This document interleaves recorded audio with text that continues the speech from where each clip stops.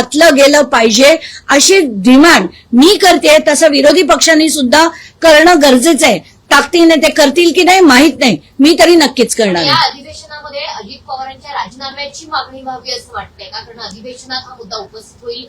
विरोधी पक्षांनी विशेषतः काँग्रेसने म्हटले की आम्ही हा मुद्दा उचलून धरू. मात्र जर पार्थ पवारांवरती गुन्हाच दाखल नसेल तर अजित पवारांपर्यंत पोहोचणार कसा हा प्रश्न. खरंच आहे, पण म्हणूनच मी म्हणते की FIR मध्ये पहिलं अमेडिया एंटरप्राइजेस LLP आणि पार्थ अजित पवारचं नाव हे घातलं गेलं पाहिजे. ते घातल्याबरोबर अजित पवारांना राजीनामा हा द्यावाच लागेल आणि त्याच्यासाठी मी लढणार आहे जसं मी म्हटलं. पण विरोधी पक्ष पैकी आता मला जर फक्त कळलं की काँग्रेस करतंय, पण बाकीचा विरोधी पक्ष सुद्धा काय करतोय याच्यावरही प्रश्नचिन्ह आहे. त्यांनी देखील करावं अशी नम्र विनंती मी त्यांना करते. ताई, आता जी माहिती हाती येते की 2 डिसेंबरला दिग्विजय पाटलांची चौकशी झाली आर्थिक गुन्हे शाखेकडनं, त्याचा सविस्तर जबाब नोंदवण्यात आला आणि त्याच वेळी त्यांनी परवानगी मागितली होती की लग्न कार्यासाठी मला परदेशात जायचं आहे आणि चौकशीसाठी जर पुन्हा बोलवलं तर मी हजर राहील अशी ग्वाही दिग्विजय पाटलांनी दिल्याचं कळतं. ग्वाही सगळेच देतात, पण एकदा देश सोडून पळून गेल्यानंतर परत किती जण खरोखर येतात. आतापर्यंत आपण एकानंतर एक लोकांना पळून जाताना बघितलंय, त्यातला एक माणूस दाखवा मला की जो परत आलाय. आत्ताच्या घटकेला ही माझ्या मनातली भीती आहे जी मी तुमच्या पुढे मांडली. आले ठीक, नाही आले तर काय, तर ही जी त्यांना ज्यांनी परवानगी दिली they should be made liable. कारण आत्ताच्या घटकेला खरं इतका मोठा चार्ज असताना आणि याच्यात क्रिमिनल कल्पेबिलिटी त्यांची खूप मोठी आहे आणि असं असताना जर त्यांना परदेशी जाऊ दिलं जातंय हे माझ्या दृष्टीने अतिशय चुकीचं आहे. ज्यांनी ही परवानगी दिली त्या अधिकाऱ्यांची चौकशी व्हावी अशी तुम्ही मागणी करताय का? आणि जाऊ दिलंय की त्यांना जाणीवपूर्वक जाऊ दिलंय हा प्रश्न. आता एक तर मला खरंच कळत नाही की जाणीवपूर्वक जाऊ दिलंय का ते स्वतःहून गेलेत. पण आता ते बामे भाऊ आहे म्हटल्यावर आत्तेभावाच्या लग्नाला ते गेले असतील आम्ही समजू शकतो. पण आत्ताच्या घटकेला त्यांना रोखणं गरजेचं होतं. कारण त्यांच्यावर आत्ताचा जो चार्ज आहे, आत्ताचा जो FIR आहे त्याच्यात 7 ते 14 वर्षाची शिक्षा ही असताना त्यांना कुठच्याही जोपर्यंत सगळं होत नाही, चौकशा होत नाहीत, तोपर्यंत बाहेर खरं तर जाऊ दिलं म्हणजे नाही पाहिजे. पण गेलेत ते आता, हाही फॅक्ट आहे. म्हणून मी म्हणते की ज्या अधिकाऱ्यांनी जाऊ दिलंय त्यांना सुद्धा लायबल केलं पाहिजे, तरच हे सगळं बदलेल. शीतल तेजवानीला काल अटक झाली त्यावेळेस त्यांचं जे वागणं होतं किंवा पोलिसांनी यापूर्वी शीतल तेजवानीला दिलेली ट्रीटमेंट आणि काल दिलेली ट्रीटमेंट यामध्ये बरंचसं अंतर होतं. त्या बाबतीत काय टिप्पणी करा? नाही, नक्कीच. कारण कसं झालं की सगळ्या चॅनलनी जी माध्यमांनी लावून धरलं की त्यांना रॉयल ट्रीटमेंट मिळाली, त्यांना छानपैकी लाऊंजमध्ये बसवण्यात आलं होतं. एवढंच नाही तर त्यांना थेट सोडायला पोलिसांची गाडी, पोलिसांनी त्यांना प्रोटेक्ट करून दिमतीला नेऊन 500 मीटर पुढे जाऊन सोडलं.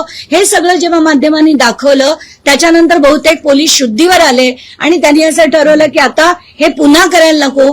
त्या गाडीत बसलेले असताना त्यांना परत बाहेर खेचून त्यांना चालत जे नेलं हे मला बघून बरं वाटलं.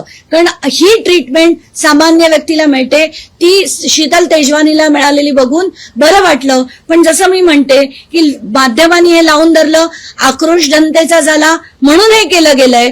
पण एकेकाने लढलं तर ही सगळी परिस्थिती आपण महाराष्ट्राची बदलू शकू. आत्ताच्या घटकेला आपण निवडणुका बघितल्या, आपण येणाऱ्या पैशाची वाटप बघितली, आपण सगळ्यांची विधानं बघितली, इतकी बेकार, इतकी खालच्या दर्जाची झाली की महाराष्ट्र कुठच्या दिशेने जातोय.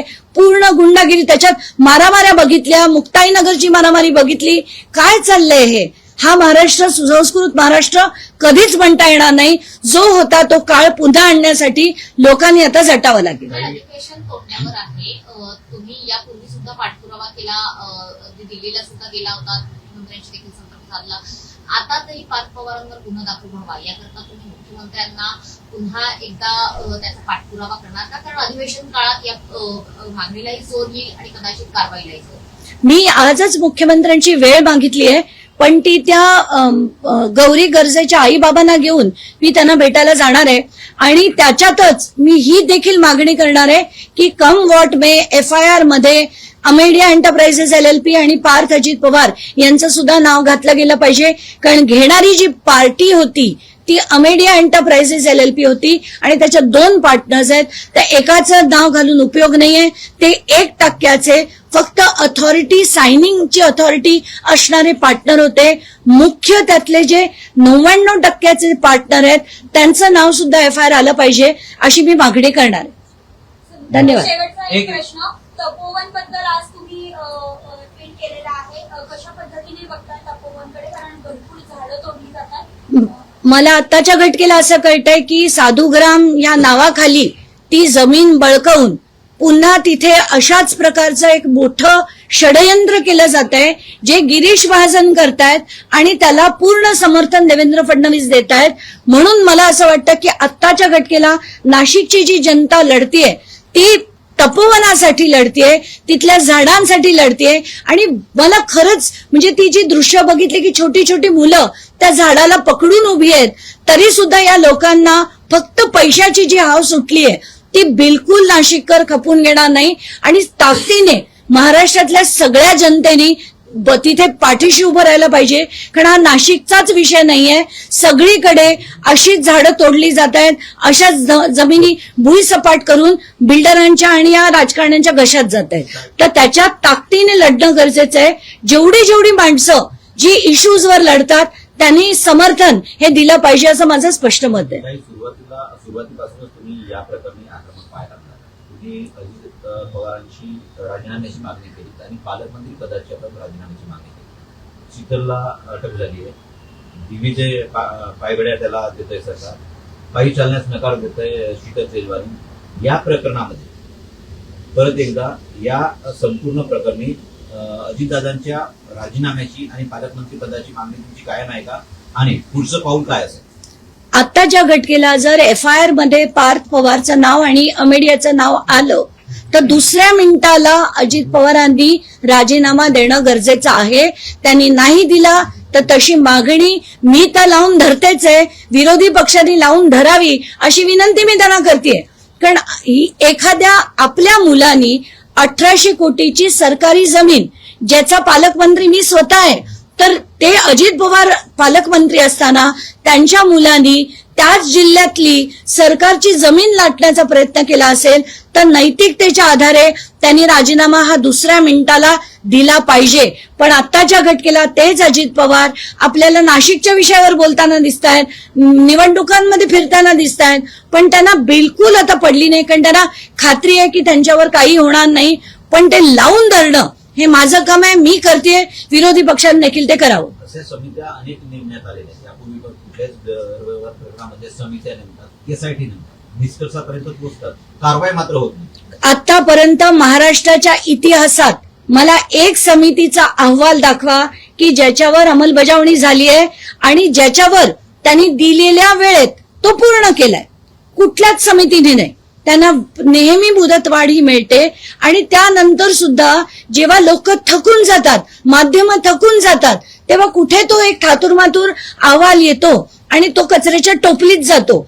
तर त्याच्यात पुढे काहीही कधीही होताना आपल्याला दिसत नाही. मला म्हणूनच म्हणायचंय, प्रिलिमिनरी प्राथमिक जो अहवाल आहे तो आत्ताच्या घटकेला टेबल हा झालाच पाहिजे. एक महत्वाचा प्रश्न, महाराष्ट्रामध्ये लवकर DGP नेमले जाणार आहे, कोण आहे हे माहित नाहीये, पण तुम्ही सामाजिक कार्यकर्ता म्हणून काय अपेक्षा करता नवीन DGP याच्याकडनं कशा पद्धतीने सर्व?